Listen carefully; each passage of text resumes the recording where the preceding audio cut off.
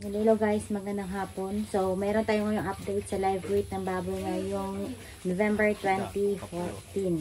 So, ngayon guys, kung paano nasa 210 per kilo ang live weight ng 80 kilos up dito sa aming lugar po. Dito kami sa bandang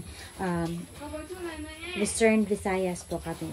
So, yung 80 kilos up is kung paano na siya ng 210 per kilo. Yung 70 to 79 naman is nasa 205 per kilo. And yung 60 to 69 naman is nasa 200 per kilo.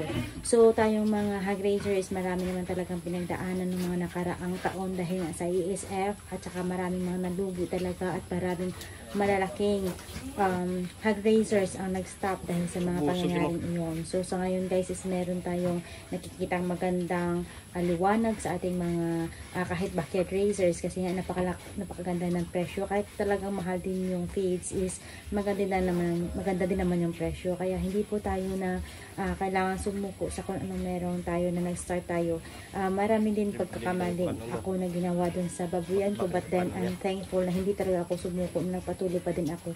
Takot din ako guys na baka maubos na yung puhunan ko, pero dahil sa pangarap ko talaga na magkaroon ng malawak na babuyan is hindi ko talaga tinigil siya guys. So, ngayon dumagdag naman tayo ng 2 inahin. So, mag-update tayo yan guys pag malapit na talaga sila.